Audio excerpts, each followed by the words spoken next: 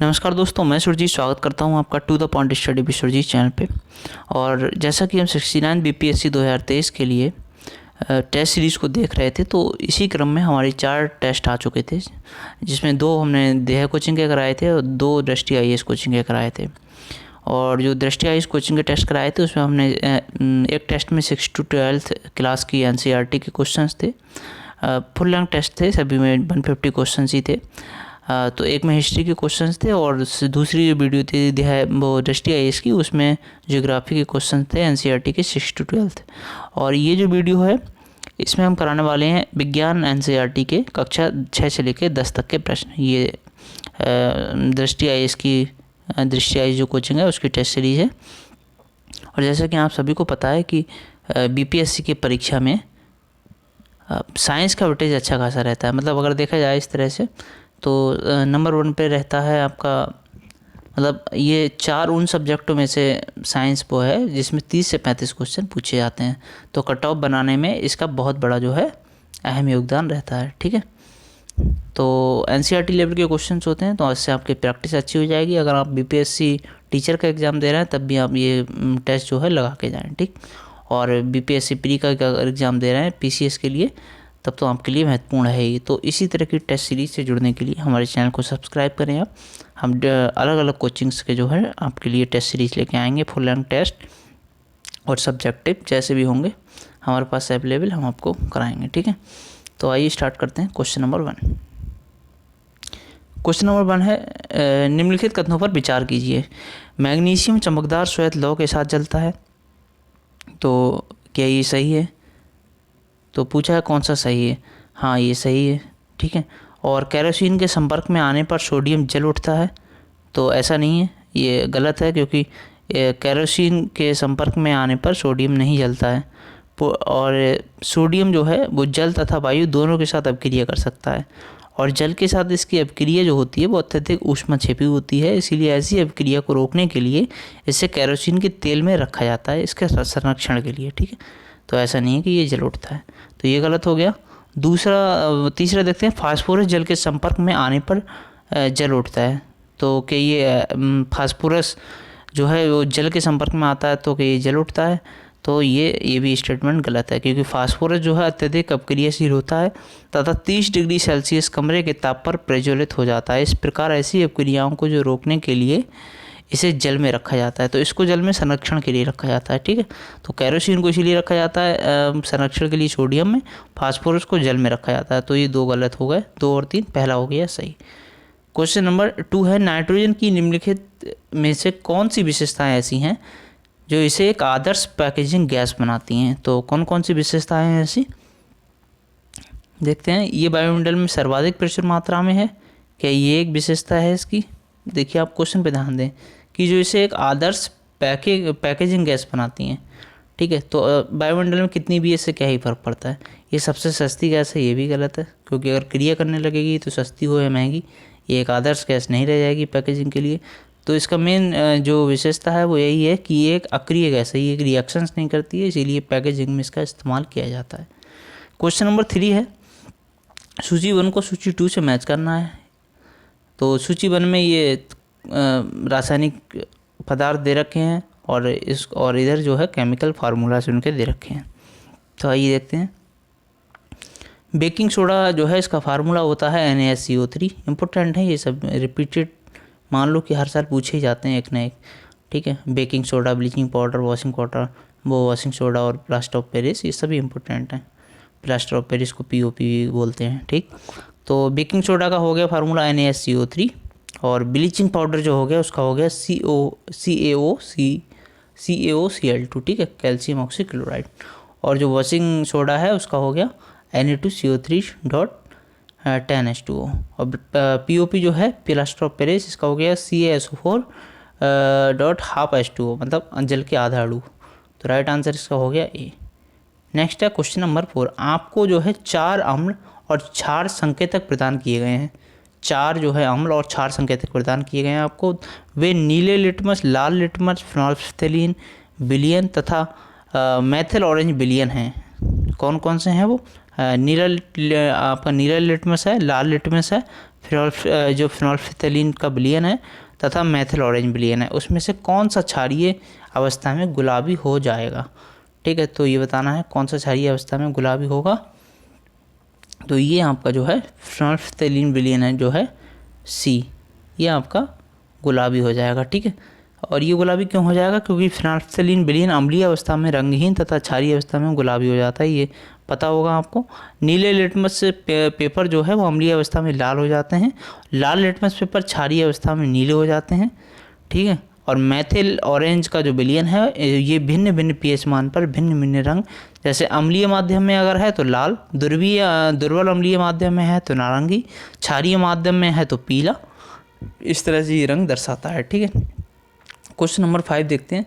कौन जो है पृथ्वी पर सबसे अधिक सुचालक होता है, मतलब कौन से सबसे पृथ्वी पे सबसे अधिक सुचालक धातु है, ये बताना है। तो ये चांदी जो है वो सबसे अधिक सुचालक धातु मानी जाती है, एकमात्र सबसे सुचालक धातु मानी जाती है चांदी। नेक्स्ट है क्वेश्चन नंबर 6, जो एनोडीकरण होता है, एनोडीकरण के संबंध में बताना है कौन सा कथन सत्य है। तो एनोडीकरण जो है वो तब होता है जब एल्यूमिनियम को एनोड में बनाया जाता है। ठीक, जब एल्यूमिनियम को एनोड में बनाया जाएगा तब जो है एनोडीकरण उस प्रक्रिया को कहते हैं। नेक्स्ट है क्वेश्चन नंबर 7। क्वेश्चन नंबर 7 है, निम्न में से कौन सी धातु स्वतंत्र अवस्था में पाई जाती है।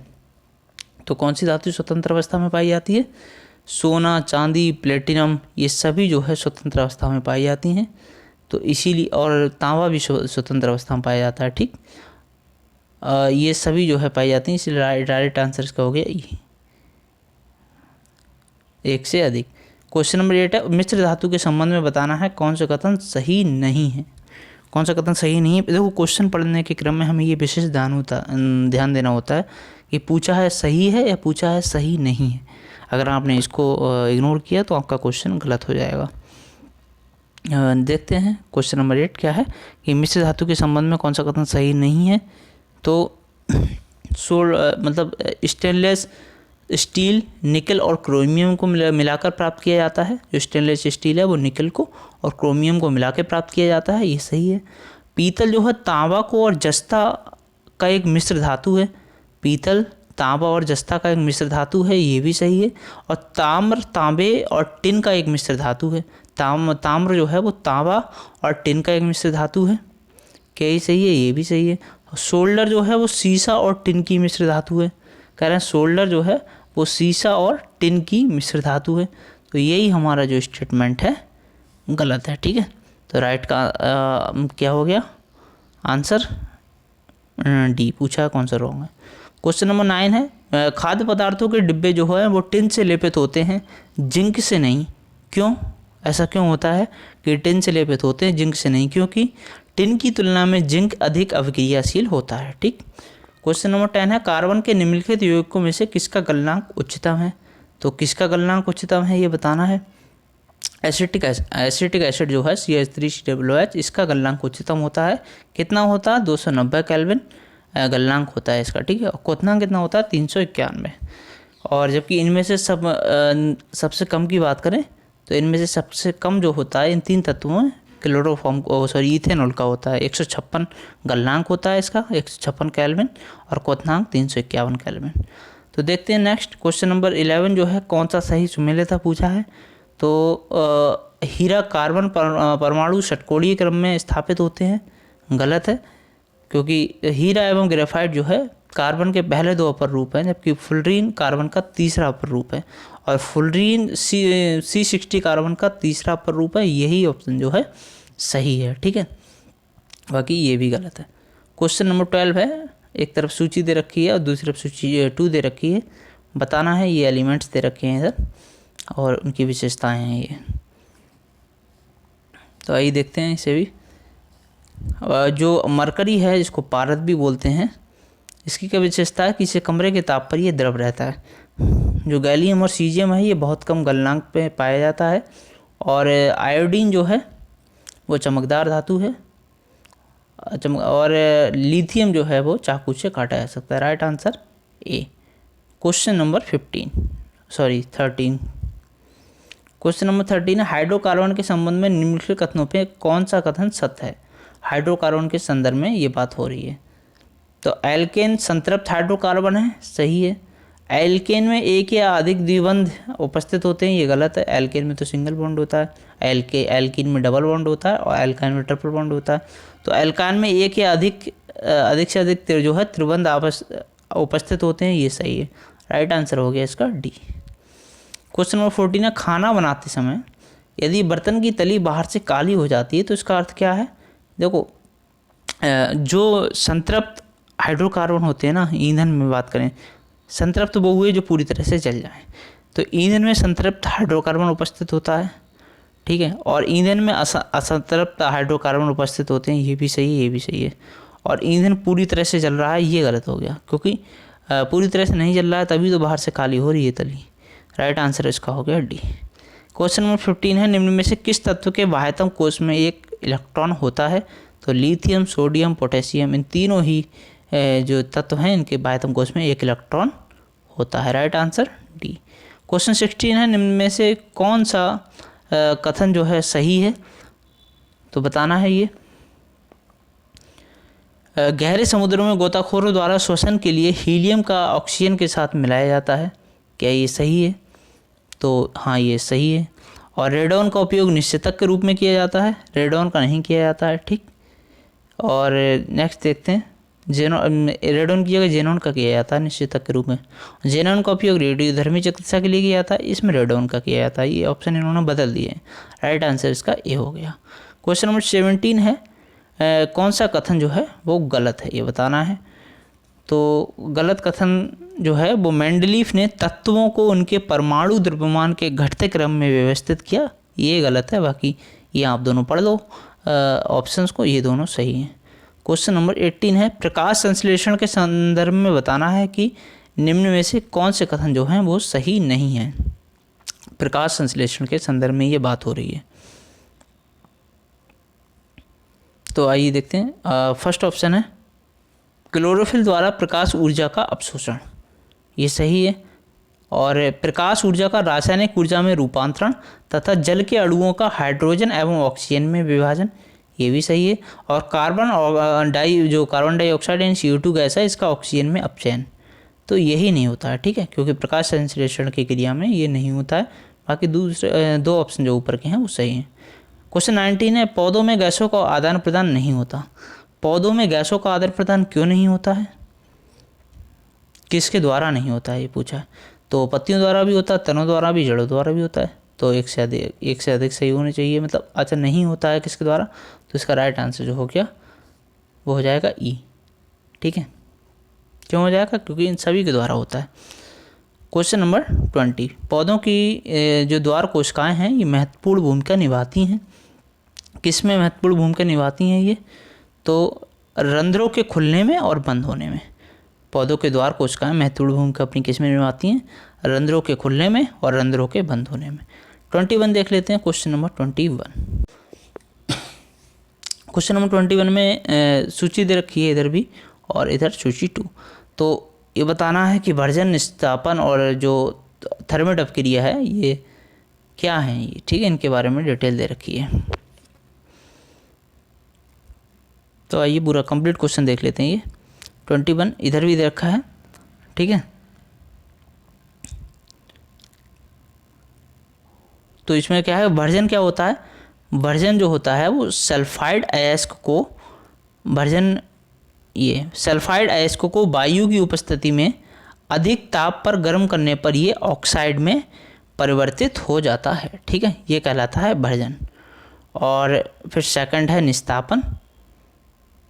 निस्तापन जो होता है,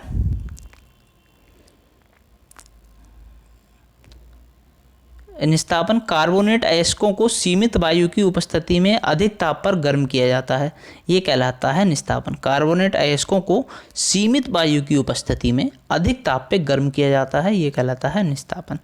और जो थर्मल अपक्रिया होती है वो अपचायक के रूप में एल्यूमिनियम चूर्ण का उपयोग करके धातु बनाने के लिए धातु ऑक्साइड का अपचयन, ये कहलाती है थर्मल अपक्रिया। और बाकी रह गया ये चौथा। तो उच्च अपक्रियाशील धातुएं जो होती हैं वो गलित अयस्क के विद्युत अपघटन का उपयोग शुद्ध अवक्रियशील धातुओं को निष्कर्षित करने के लिए किया जाता है। राइट आंसर इसका बी है। नेक्स्ट है क्वेश्चन नंबर 22। निम्न में कौन सा अमीबा में पादाप का कार्य दर्शाता है? तो बता रहे हैं ये कि कौन सा जो है पादाप का कार्य दर्शाता है। तो पादाप जो होते हैं वो, उसका मतलब होता है कृत्रिम पाँव। सिंगुलर मतलब जो पादाप होते हैं उनका मतलब होता है कृत्रिम पाँव। ठीक है। यूकेरियोटिक कोशिका के कोशिका द्रव्य के अस्थायी प्रवृत्ति को ये संदर्भित करता है। पादाप जो है वो कोशिका द्रव्य से भरे भुजा के समान प्रवृत्त होते हैं।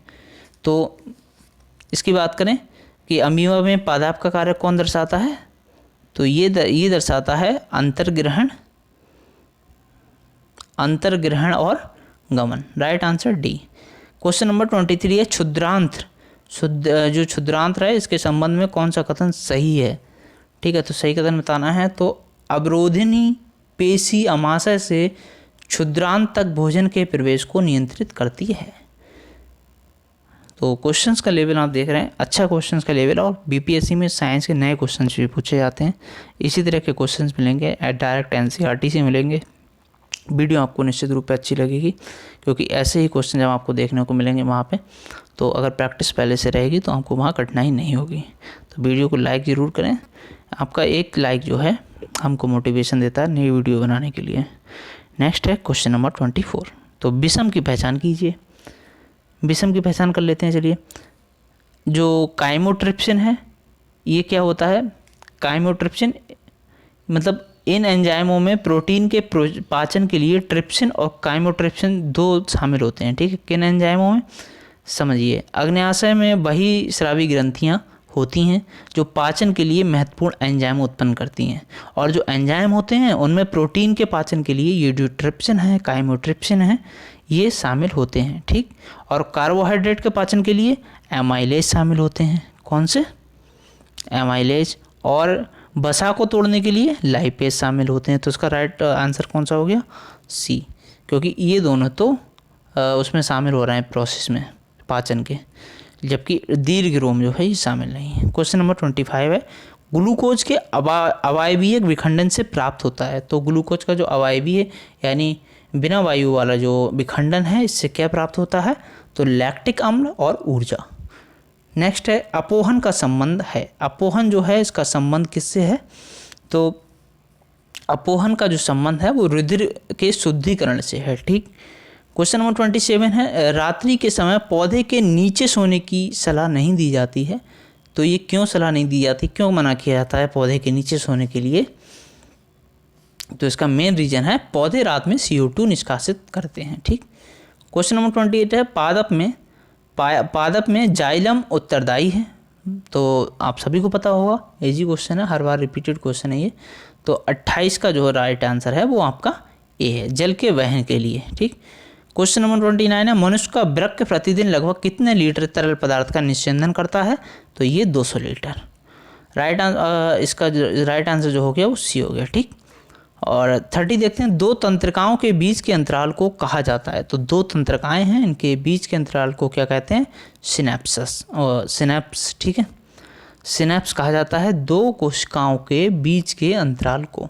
सिनेप्स एक न्यूरॉन के अंत में एक छोटा सा अंतराल होता है जो सिग्नल को एक न्यूरॉन से दूसरे न्यूरॉन तक जाने की अनुमति देता है। ठीक, राइट आंसर बी हो गया। क्वेश्चन नंबर 31 देखते हैं आवर्त सारणी के आवर्तों में बाएं से दाएं के क्रम में निम्न में से कौन सा कथन एक जो है गलत है? तो गलत कथन बताना है आवर्त सारणी में बाएं से दाएं के क्रम में। तो इसका जो गलत कथन है वो है सी, क्योंकि परमाणु अपने इलेक्ट्रॉन अधिक आसानी से त्याग देते हैं, ये गलत है, ऐसा नहीं है। बाकी धातु की प्रकृति धात्विक होती है और संयोजी इलेक्ट्रॉन की संख्या बढ़ जाती है, सही है। और गलत पूछा है तो सी हो गया। 32 है निम्न शब्दों को तार्किक और सार्थक क्रम में व्यवस्थित कीजिए। तो तार्किक और सार्थक क्रम में द्रव्यकर्तिक सिरा, और उसके बाद आएगा आपका तंत्रकाक्ष, ठीक है, कि फिर आएगा केंद्रक, और फिर आएगा, एक मिनट, सबसे पहले आपका आएगा द्रव्यकर्तिक सिरा, और उसके बाद आपका आएगा कोशिकाकाय, और फिर आएगा केंद्रक, फिर आपका आएगा तंत्रकाक्ष, और फिर आएगा उसके बाद लास्ट में तंत्रिका का अंतिम सिरा। ठीक, तो इस तरह से आपका जो है क्रम रहेगा। तो मेंडलीव के अनुसार, ये मेंडलीव की जो आवर्त सारणी है,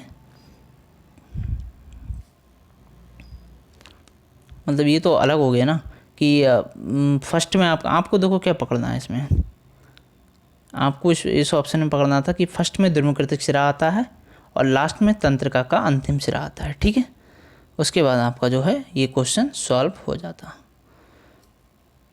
तो मान लो इस तरह से अगर कोई कोशिका बनी हुई है, इस तरह से यहाँ पे कोई कोशिका है और ये है, तो ये वाला ये यहाँ पे ये केंद्रक हो गया। ठीक है, और ये होगी कोशिका द्रव हो गया यहाँ पे, और इसकी ये जो शाखाएं होती हैं ये द्रुमिका हो गई यहाँ पे, और ये बीच का जो हो गया वो तंत्रकाक्ष हो गया। ठीक है, और इधर जो लास्ट में हो गया वो तंत्रिका के अंतिम सिरे हो गए। ठीक है, तो इसका राइट आंसर सी हो गया। क्वेश्चन नंबर 33 है, स्पर्श की उत्तेजना की प्रतिक्रिया में मिमोसा पुडिका, जिसको छुई मुई कहते हैं, इसकी पत्तियां तेजी से क्यों मुड़ जाती हैं? तो ये मुड़ जाती हैं स्फीति दाब में परिवर्तन के कारण। 34 देखते हैं, निम्न में से कौन सा सही सुमेलित नहीं है? तो कौन सा सही सुमेलित नहीं है? भूख एवं प्यास का केंद्रक हाइपोथैलेमस है। क्या भूख और प्यास का केंद्रक जो है वो हाइपोथैलेमस होता है? तो हाइपोथैलेमस किस किस में सहायता करता है हमारी बताइए? हाइपोथैलेमस जो है शरीर के तापन में, रक्तचाप में, भूख प्यास में, भोजन करते समय तृप्ति की अनुभूति में, मनोदशा में, काम वासना में, नींद में, सभी में हाइपोथैलेमस सहायक होता है। तो इसका राइट आंसर ए सही होगा। पूछा सही नहीं है, हमें गलत ढूंढना है।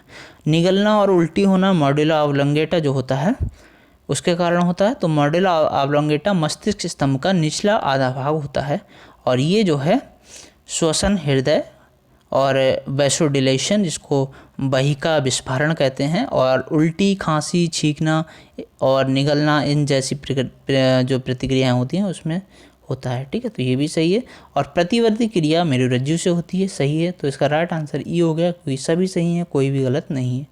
35 देखते हैं, एक तरफ एंजाइम्स दे रखे हैं और दूसरी तरफ उनके क्या कार्य हैं, किस में पाया जाता है, क्या है, देखते हैं। तो 35 नंबर क्वेश्चन है हमारा। इसमें क्या है कि ट्रिप्सिन जो होता है, ट्रिप्सिन जो है वो प्रोटीन में पाया जाता है एंजाइम, और पित्तरस इसमें होता है, ये वसा की बड़ी गुलिकाओं को वसा की छोटी गुलिकाओं में खंडित करता है, और लाइपेज एमल्सीकृत वसा है, और एमाइलेज कार्बोहाइड्रेट में। ठीक है, राइट आंसर हो गया डी। नेक्स्ट है क्वेश्चन नंबर 36, पौधे प्रकाश की ओर झुकते हैं। पौधे प्रकाश की ओर क्यों झुकते हैं? क्योंकि ऑक्सीजन के प्रभाव के कारण, ऑक्सीजन का प्रभाव होता है, उस कारण पौधे प्रकाश की ओर झुक जाते हैं। द्विखंडन किस में पाया जाता है? तो अमीबा में, केंचुआ में। ठीक है, इन दोनों में जो है द्विखंडन पाया जाता है, लिस्मानिया में नहीं पाया जाता है। राइट आंसर हो गया डी। क्वेश्चन है 38, मुकुलन और पुनरुद्भवन जो है वो पाया जा सकता है। तो ये किस में पाया जा सकता है? हाइड्रा, प्लेनेरिया, जोंक, तीनों में। ठीक, राइट आंसर डी। नेक्स्ट है क्वेश्चन नंबर, देखो इसका मतलब समझो आप पहले। पुनरुद्भवन का मतलब होता है कि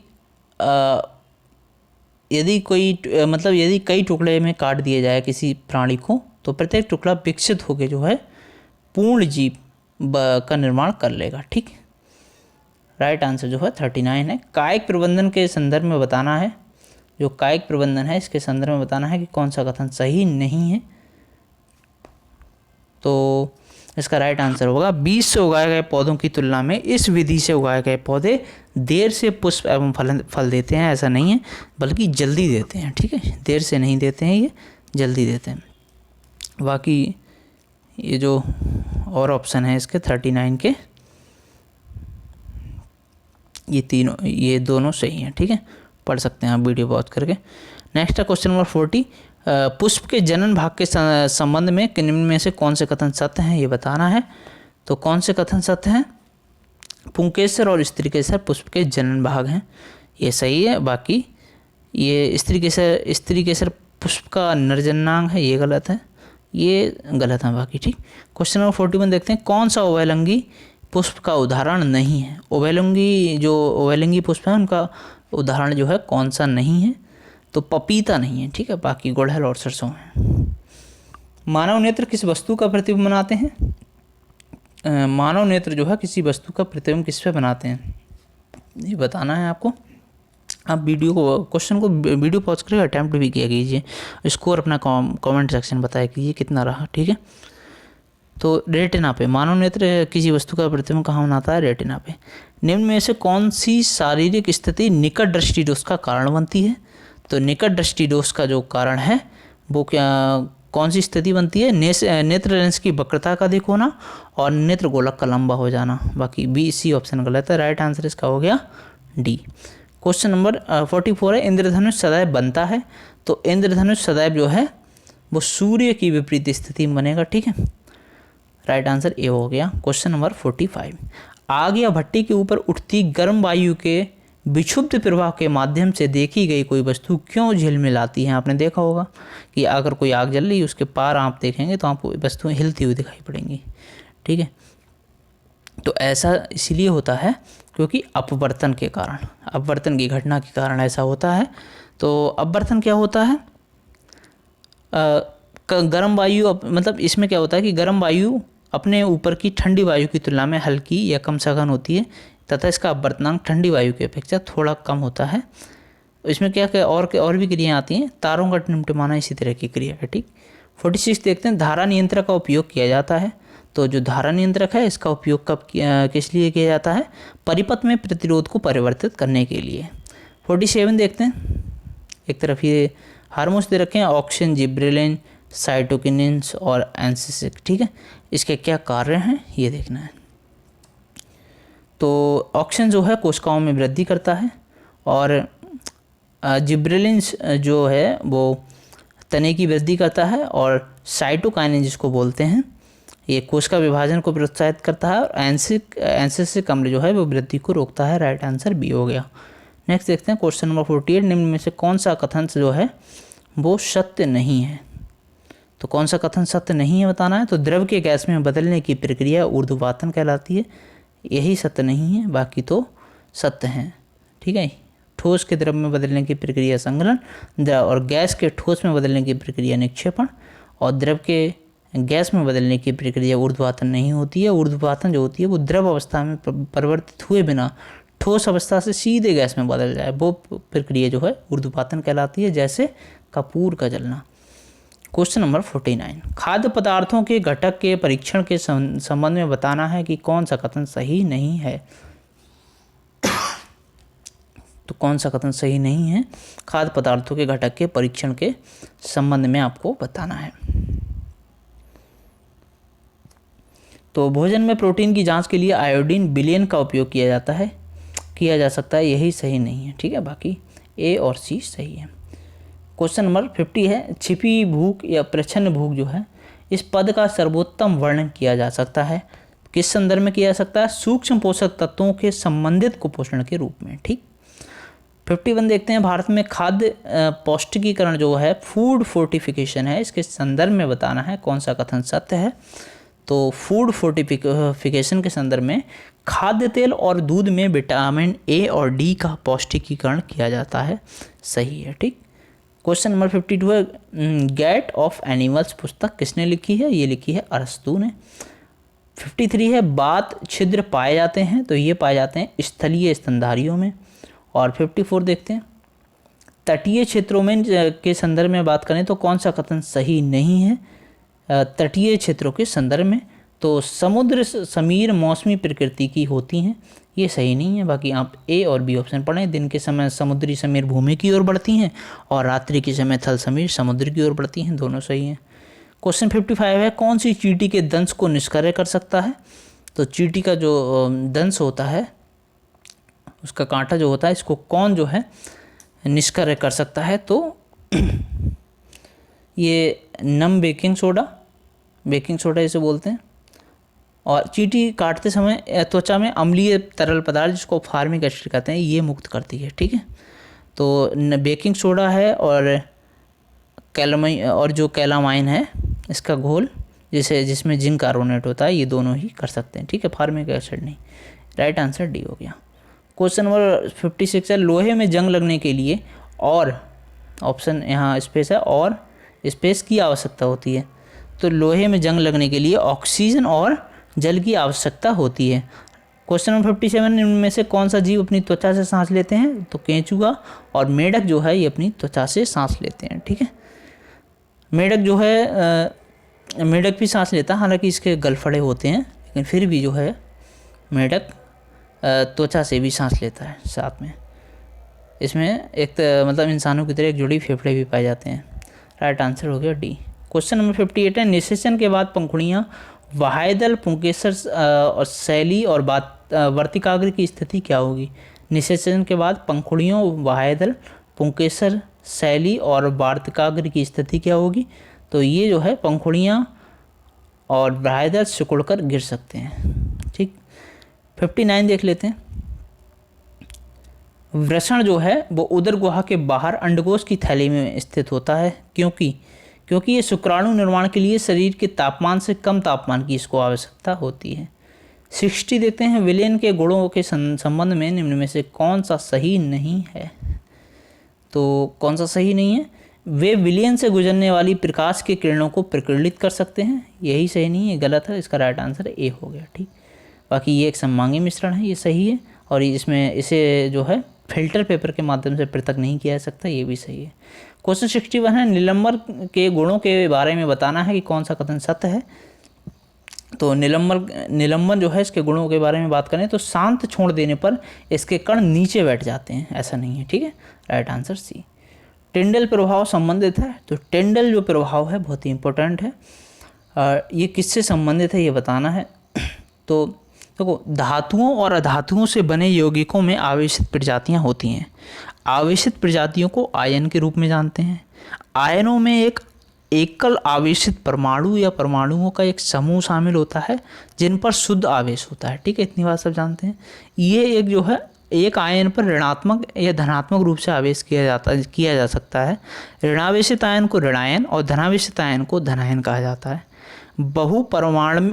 बहुपरमाणुक आयन एक ऋणायन है जो एक से अधिक परमाणुओं से बना है। अमोनियम आयन में एक नाइट्रोजन परमाणु और 4 हाइड्रोजन परमाणु होते हैं, ठीक है, ये बात पता है। तो 63 का राइट आंसर क्या हो गया? ई। 63 का राइट आंसर हो गया ई। कौन सा कथन सत्य पूछा? इससे पहले हमारा 62 है जो टिंडल प्रभाव, ये छूट गया। तो टिंडल प्रभाव को समझ लेते हैं। इसका राइट आंसर सी है। ये टिंडल प्रभाव किससे संबंधित है? कोलाइट से। और कोलाइट के कण जो हैं विलयन में समान रूप से फैले होते हैं। और बात करें कोलाइट कणों का आकार जो है वो छोटा होने के कारण हमें इन्हें आँखों से नहीं देख सकते हैं। टिंडल प्रभाव तब भी देखा जा सकता है जब प्रकाश की एक महीन किरण एक छोटे से छिद्र के माध्यम से एक कमरे में प्रवेश कर जाती है, तब आप देखते हैं धूल के कण जिसमें घूम रहे होते हैं, ठीक। राइट आंसर सी हो गया। और ये 63 हमने देखा, इसका राइट आंसर ई हो गया। सभी सत्य हैं।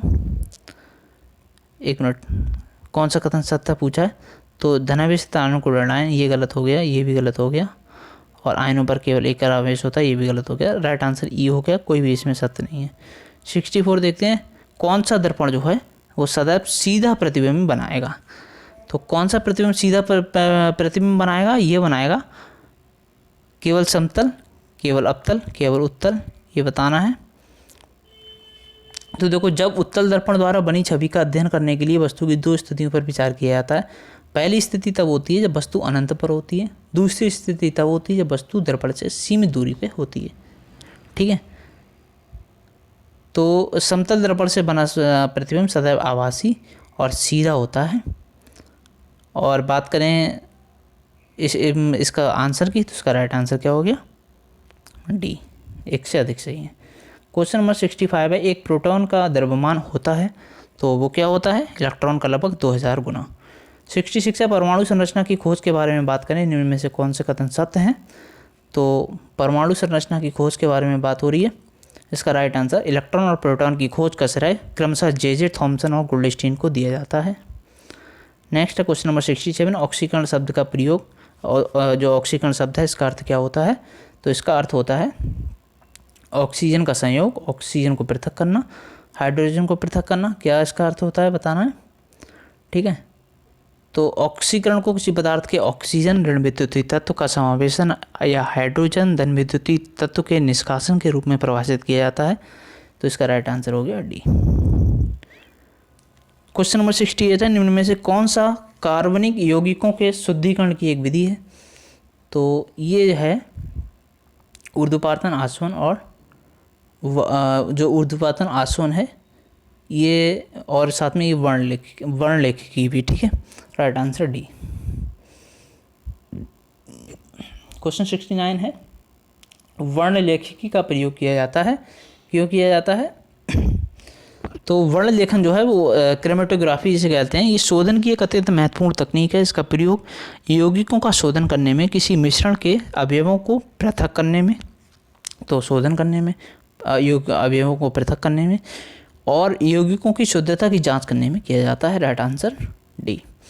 क्वेश्चन नंबर 70 है, लेसन परीक्षण का उपयोग किया जाता है। जो लेसन परीक्षण है इसका प्रयोग किया जाता है कार्बनिक यौगिकों में मौजूद नाइट्रोजन, सल्फर, हाइड्रोजन की पहचान करने के लिए। 71 है, समवायवता को दर्शाता है।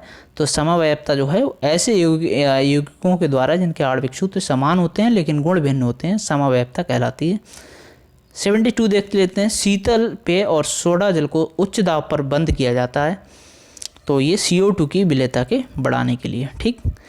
473 है, परासरण का प्रयोग किया जाता है। तो परासरण का प्रयोग किसमें किया जाता है। तो परासरण एक अर्धपारगम झिल्ली के माध्यम से जल या अन्य विलायकों के प्रवाह का परिक्रम होता है। परासरण के प्रयोग क्या क्या होते हैं। अचार बनाने में प्रयोग किया जाता है इसका, ठीक है, पहली बात तो। और दूसरा, मुरझाया पुष्प तथा ताज़ा जल में रखे फूल जो होते हैं उनको पुनः ताज़ा होते हैं इससे। और जल का मृदा से पौधों की जड़ों में और फिर पौधों के ऊपरी के हिस्से हैं उनमें आंशिक रूप से परासरण के कारण होता है ऐसा, पौधों में जल का संरक्षण। तो ये ABC तीनों सही है। Right answer D. Question number 74 है, उत्प्रेरक शब्द जो है इसका प्रयोग, इससे क्या तात्पर्य है, मतलब उत्प्रेरक से। तो उत्प्रेरक से तात्पर्य है वह पदार्थ जो अभिक्रिया की दर को बढ़ा सकता है। 75 है, लिटमस विलयन प्राप्त किया जाता है। तो ये लाइकेन से प्राप्त किया जाता है, ठीक। 76 है, किसका pH मान सबसे अधिक है। pH मान किसका सबसे अधिक है। तो सबसे अधिक pH मान है सोडियम हाइड्रोक्साइड विलयन का। कितना होता है इसका, सोडियम हाइड्रोक्साइड जो विलयन है इसका pH मान। तो देखो pH मान को pH स्केल पे मापा जाता है, आपको पता ही होगा। और जिसमें आप 0 मतलब क्या 14 मैक्सिमम 14 तक नाप सकते हैं। तो सोडियम हाइड्रोक्साइड विलयन का लगभग pH मान 14 होता है। क्वेश्चन नंबर 77 है, शुक्र ग्रह के पीले रंग के बादल होने का क्या कारण है। तो इसका कारण है सल्फ्यूरिक अम्ल। क्वेश्चन नंबर 78 है, ज्वलनशील पदार्थों के लिए सबसे अच्छा अग्निशामक कौन सा है। तो सबसे अच्छा जो अग्निशामक है इसके लिए है कार्बन डाइऑक्साइड। मोमबत्ती की ज्वाला का सबसे गर्म क्षेत्र क्या होता है। तो इसका सबसे गर्म क्षेत्र जो होता है मोमबत्ती की ज्वाला का, वो नीला ज्वाला क्षेत्र होता है, ठीक। 80 देखते हैं, 22 कैरेट सोना बना होता है। तो 22 कैरेट सोना 2 भाग यानी जस्ता, तांबा और चांदी से बना होता है। 2 भाग जस्ता और तांबा और चांदी, ठीक। क्वेश्चन नंबर 81 है, बल्कनीकरण जो है प्रक्रिया, इसमें किसका उपयोग किया जाता है। तो जो बल्कनीकरण होती है उसमें सल्फर का यूज़ किया जाता है। किसका, सल्फर का। और बल्कनीकरण क्या होती है, इन्हें भौतिक गुणों में सुधार के लिए, बल्कनीकरण की जो भौतिक गुण हैं उसमें सुधारों के लिए बल्कनीकरण जो अभिक्रिया है इसका प्रयोग किया जाता है। बल्कनीकरण से द्विबंधों की अभिक्रियाशील स्थितियों पर सल्फर त्रियक बंध बनता है और इस प्रकार रबर कठोर हो जाती है, ठीक। टायर बनाने के लिए प्रयोग किया जाता है। क्वेश्चन नंबर 82 है, ब्रह्मांड में प्रचुरता में पाए जाने वाले द्रव्यमान युक्त कण हैं। तो ये हैं न्यूट्रिनो, ठीक, गॉड पार्टिकल्स बोलते हैं। क्वेश्चन नंबर 83 देखते हैं, निम्न में से किसका उपयोग जीवाणुरोधी मिश्र धातु के रूप में किया जाता है। तो जीवाणुरोधी मिश्र धातु के रूप में तांबे और चांदी का प्रयोग किया जाता है। 84 है, स्पेस का योग स्टेनलेस स्टील को संक्षारण प्रतिरोधी बनाता है।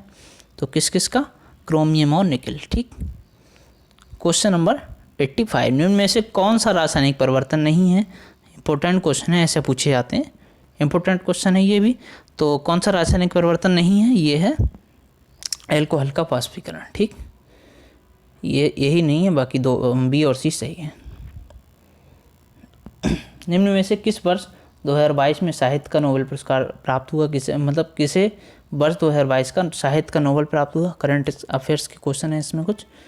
तो किसको प्राप्त हुआ ये? एनी एर्नॉक्स को। ठीक, नेक्स्ट है, प्रधानमंत्री ने निम्न में से किस राज्य में 36वें राष्ट्रीय खेलों का उद्घाटन किया है? तो ये किस राज्य में किया है? गुजरात में। 88 है, निम्न में से किस संगठन ने वैश्विक नवाचार सूचकांक रिपोर्ट जो है वो जारी की है? ये जारी की है विश्व बौद्धिक संपदा संगठन ने। नेक्स्ट है 89, हाल ही में प्रधानमंत्री के द्वारा राष्ट्रीय विरासत परिसर NMHC स्थल के निर्माण की समीक्षा की गई। ये स्थल स्थित है, तो ये कहाँ स्थित है? जो राष्ट्रीय समुद्री विरासत इस परिसर है ये लोथल गुजरात में स्थित है। इनमें से कोई नहीं। ठीक है, ई। क्वेश्चन नंबर 90 देखते हैं। क्वेश्चन नंबर 90 है कि किसकी जयंती के उपलक्ष्य में प्रत्येक वर्ष 31 अक्टूबर को एकता दिवस मनाते हैं? तो सरदार वल्लभ भाई पटेल की जयंती पे। 91 देख ले। तो पहली बार US Pacific island country summit 2022 का आयोजन कहाँ पे किया गया था?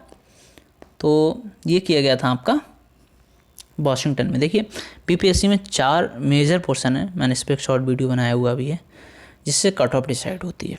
पिछली बार 91 कट ऑफ गई थी। तो साइंस हो गया, हिस्ट्री हो गया, और बिहार स्पेशल हो गया, करंट अफेयर्स हो गया। 4 हैं, जिससे आपके 90+ क्वेश्चन आने की संभावना है। लगभग 30 से 35 क्वेश्चन, 30 लगभग करंट के पूछता है, और 30 क्वेश्चन ही साइंस के पूछता है, 30-35 क्वेश्चन हिस्ट्री के पूछता है। ठीक है, और इसी तरह से क्या रह गया आपका, बिहार स्पेशल के भी पूछता है। ठीक, तो इसमें इस हमारे टेस्ट में साइंस के क्वेश्चन हैं NCERT के, और साथ में करंट गैप क्वेश्चंस भी पूछे गए हैं प्रैक्टिस के लिए आपकी। तो इसकी प्रैक्टिस करते हैं ना, इसी पैटर्न पे आपका पेपर आता है। इससे लेवल देखो, कोचिंग वालों का तो लेवल ऑलरेडी थोड़ा हाई रहता है, तो इससे ऊपर तो नहीं आने की संभावना है। ज़रूर कमेंट करके बताएं आपका स्कोर कितना बन रहा है। और इसी तरह प्रैक्टिस करने के लिए आप चैनल को ज़रूर सब्सक्राइब करें। हम लगभग डेली 1 या 2 टेस्ट सीरीज लेके आते हैं। अब तक हम 4 टेस्ट करा चुके हैं, ये हमारा 5वां टेस्ट है। ठीक है, तो इसी तरह चैनल को लाइक और अपने दोस्तों में शेयर करें, जिससे कि हम ज़्यादा से ज़्यादा वीडियो जल्दी ला सकें। और UP पैट के लिए हम जल्दी ही कोर्स स्टार्ट करने वाले हैं, मतलब आपको फ्री क्लासेस में दी जाएंगी हैंड रिटन नोट्स की। ठीक है, UP SSC पैट की जो तैयारी कर रहे हैं वो चैनल को सब्सक्राइब कर लें। तो देखते हैं क्वेश्चन नंबर 91, पहली बार US पैसिफिक आइलैंड, इसका राइट आंसर ये हो गया, हमने देख लिया। 92 है, बिहार के निम्न में से किस ज़िले में 100% डिजिटल बैंकिंग लागू किया है? तो किस में किया है ये लागू? जहानाबाद में। ठीक है, क्वेश्चन नंबर 93 है, राज्य का पहला multi modal logistic park Bihar के किस ज़िले में बनाया जाएगा? तो ये बनाया जाएगा बिहार के पटना ज़िले में। 94 है, बिहार के निम्न में से किस उत्पादन क्षेत्र को नवंबर 2022 से सब्सिडी देने की घोषणा की गई है? तो ये किस क्षेत्र को? फिल्म। ठीक है, मूवी सेक्टर को। 95 देखते हैं, किसे दीनानाथ शरण सम्मान 2022 से सम्मानित किया गया? तो ये किसको सम्मानित किया गया है? प्रोफेसर सुधा सिन्हा को। 96 है, निम्न में से किस राज्य में मिक्षा मित्र पंजीकृत करके प्रथम स्थान प्राप्त किया है? तो ये किसको प्राप्त किया है? उत्तराखंड राज्य। ठीक है, क्वेश्चन नंबर 97, जल जीवन हरियाली अभियान के तहत बिहार के सरकारी स्कूलों में निम्न में से क्या स्थापित किया गया है? तो ये क्या स्थापित किया गया है? रूफटॉप सोलर प्लांट, छतों पे सोलर प्लांट। ठीक, क्वेश्चन 98 है, बिहार के निम्न में से किस जिले को प्रतिष्ठित स्वर्ण शक्ति पुरस्कार से सम्मानित किया गया? तो ये सम्मानित किया गया है भागलपुर जिले को। क्वेश्चन नंबर 99 है, बिहार के किस जिले में सीता माता की विश्व की सबसे ऊंची प्रतिमा स्थापित की गई है? तो किस जिले में ये स्थापित की गई है?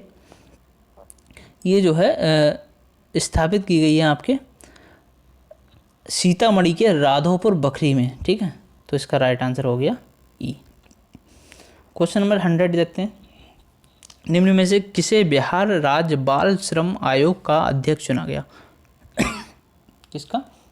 बिहार राज्य बाल श्रम आयोग का अध्यक्ष किसे चुना गया है? चक्रपाणी हिमांशु को।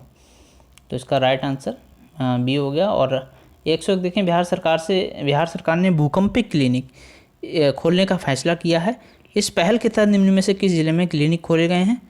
तो किस जिले में क्लिनिक खोले गए हैं ये बताना है। तो पटना में, मुजफ्फरपुर में, भागलपुर में क्लिनिक खोले जाएंगे, तीनों में, मतलब ए बी सी में। ठीक है, राइट आंसर इसका हो गया ई। क्वेश्चन नंबर 102 देखते हैं, निम्न में से किस राज्य में द्वितीय संयुक्त राष्ट्र वैश्विक भूस्थानिक सूचना कांग्रेस का उद्घाटन किया गया है? द्वितीय संयुक्त राष्ट्र विश्व भूस्थानिक सूचना कांग्रेस का उद्घाटन जो है किस राज्य में किया गया है? हैदराबाद में। क्वेश्चन नंबर 103, किस संगठन ने डिजिटल सर्विसेज एक्ट डीएसए को अंतिम मंजूरी दे दी है? तो ये अंतिम मंजूरी किसने दी है? यूरोप संघ ने। चौथी हेली इंडिया शिखर सम्मेलन 2022 का उद्घाटन किस मंत्रालय के द्वारा किया गया? तो किस मंत्रालय के द्वारा किया गया? ये नागरिक उड्डयन मंत्रालय के द्वारा। 105 है अंतर्राष्ट्रीय बालिका दिवस। ये अंतर्राष्ट्रीय बालिका दिवस जो मनाया जाता है वो 25 अंतर्राष्ट्रीय बालिका दिवस ये मनाया जाता है ना 10 अक्टूबर को, 10 अक्टूबर को मनाया जाता है। और 106 अंतर्राष्ट्रीय ई अपशिष्ट दिवस 2022 की क्या थीम थी? तो इसकी थीम थी, एक minute, recycle it all know matter how small. ठीक, क्वेश्चन 107 देखते हैं। क्वेश्चन 107 है, नई दिल्ली में सरस फूड फेस्टिवल 2022 का आयोजन किया गया। ये गृह निर्मित हस्तशिल्प को बढ़ावा देने के लिए। नेक्स्ट क्वेश्चन 108 देख लेते हैं।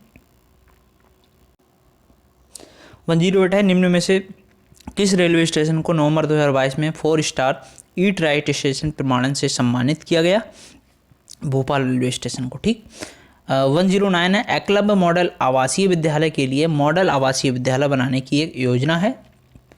तो ये योजना किसकी है? अनुसूचित जनजाति की। देखिए, हम बिहार स्पेशल की जीके भी करा रहे हैं, आप प्ले लिस्ट में जाके देख सकते हैं।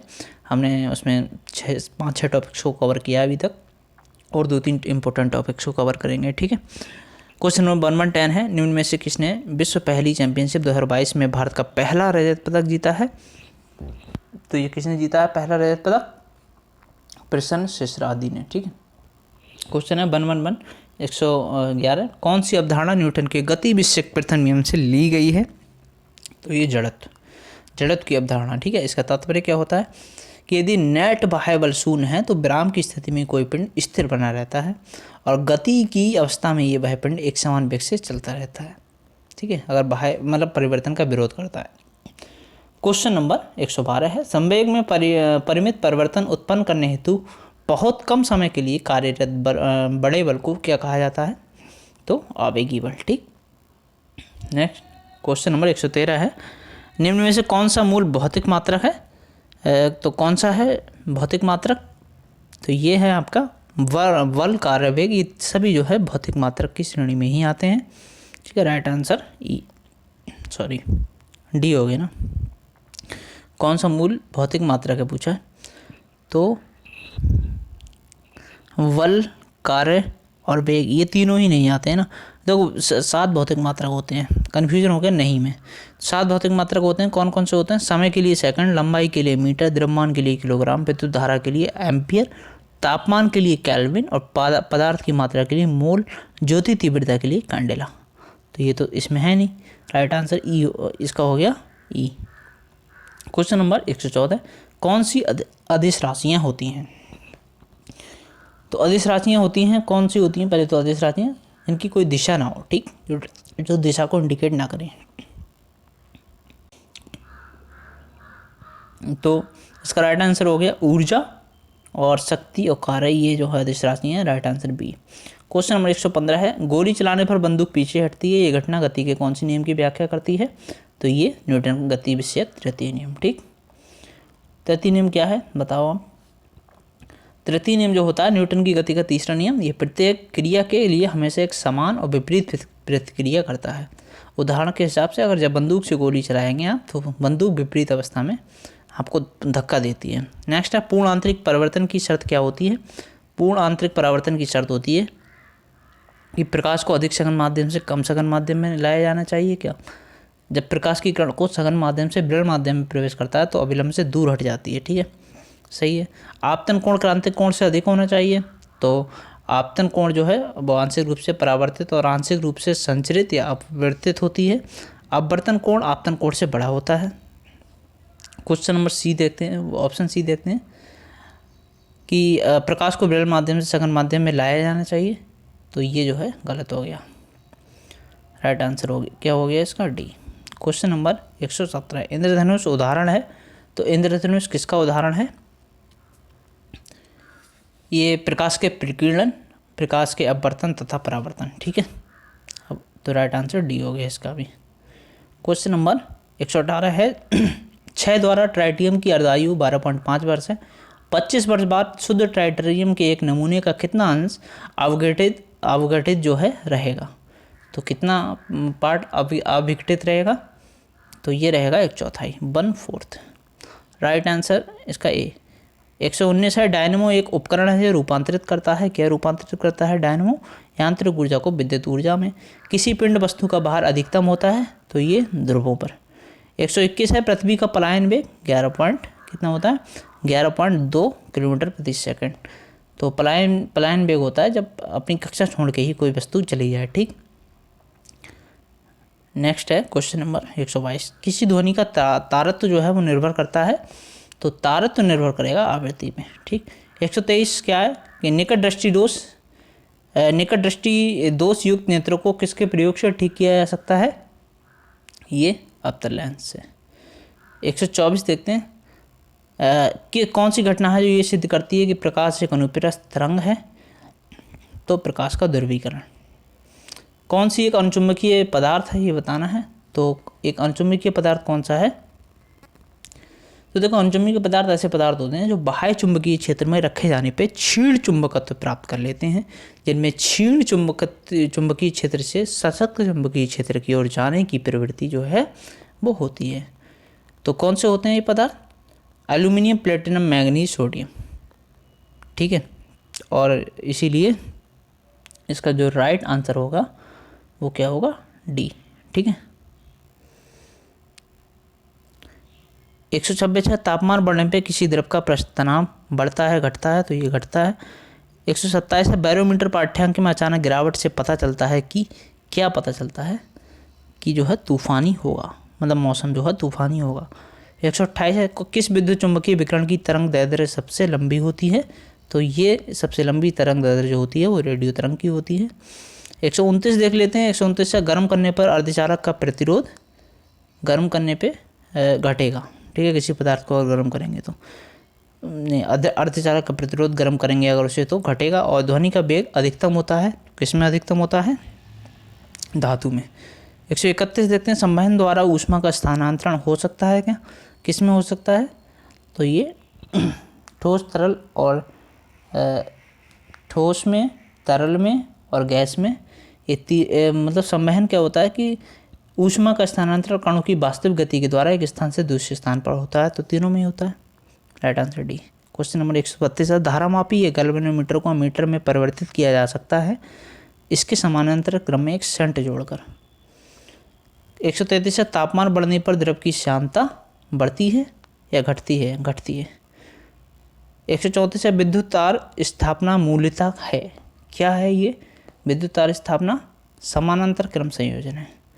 क्वेश्चन 135 देख लेते हैं, लोलक का आवर्तकाल कितना होता है, तो लोलक का आवर्तकाल जो होता है किस पे निर्भर करता है ये बताना है, तो उसकी लंबाई पर निर्भर करता है। ठीक है, और 136 देखते हैं, देखो आवर्तकाल उसकी लंबाई पर निर्भर करता है, और ग्रीष्मकाल में लोलक की लंबाई बढ़ जाती है जिससे आवर्तकाल भी बढ़ जाता है, इसका कारण ग्रीष्मकाल में लोलक की घड़ियाँ जो है धीमी हो जाती हैं।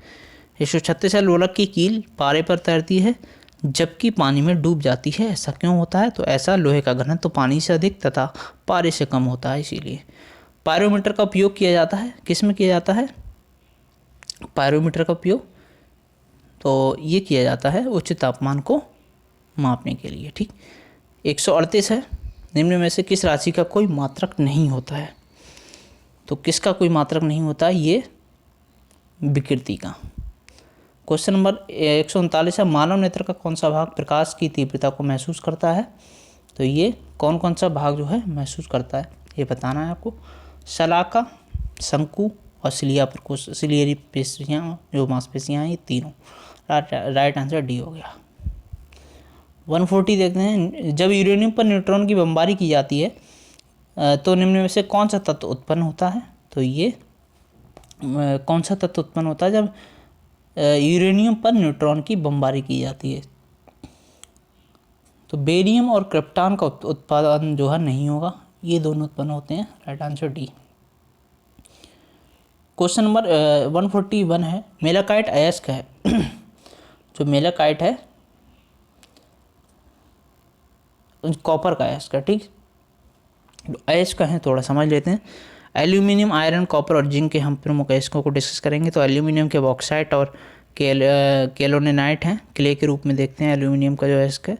और आयरन के hematite, magnetite, siderite, iron pyrite हैं। कॉपर के copper pyrite, malachite, cuprite, copper glass हैं। और जिंक के जिंक ब्लेंड, कैलेमाइन, जिंकाइट हैं, ठीक है। 142 है, फेन पिलवन विधि प्रयुक्त की जाती है, ये की जाती है सल्फाइड अयस्कों को मुक्त करने के लिए। ग्रेना पाया जाता है, तो ग्रेना जो है वो क्लोरोप्लास्ट में पाया जाता है। निम्न में से कौन सा एक सही मेल है? तो ये एलियोप्लास्ट में संचित होता है तेल और वसा, ठीक है, यही मतलब सही मेल है इसका।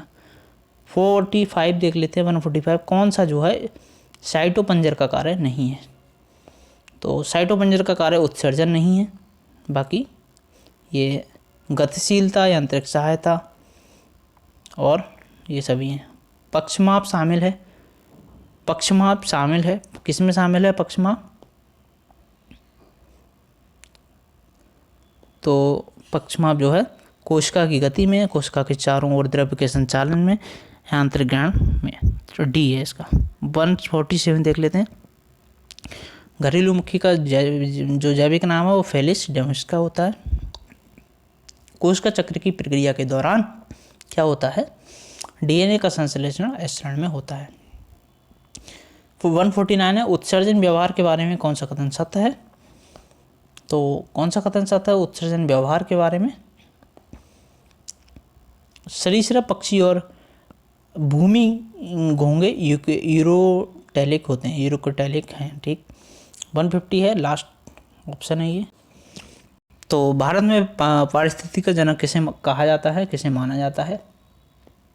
तो ये माना जाता है रामदेव मिश्रा को, ठीक है। भारत में पारिस्थितिकी का जनक, जो पारिस्थितिकी है, इकोलॉजी का जनक किसे माना जाता है? रामदेव मिश्रा को। तो देखिए ये 150 क्वेश्चन हो गए हमारे साइंस की जो है 6 NCERT जो है 6 से 10 तक की। तो बहुत ही महत्वपूर्ण क्वेश्चन है, आप इसको रिवाइज भी कर सकते हैं 1-2 बार, यहीं से आपको क्वेश्चन देखने को मिल सकते हैं। तो मिलते हैं नेक्स्ट टेस्ट में। अगर वीडियो अच्छी लगे लाइक करें, कमेंट करके बताएं स्कोर कितना रहा, और नेक्स्ट टेस्ट सीरीज में मिलते हैं। चैनल को सब्सक्राइब कर लें। Bye bye, take care.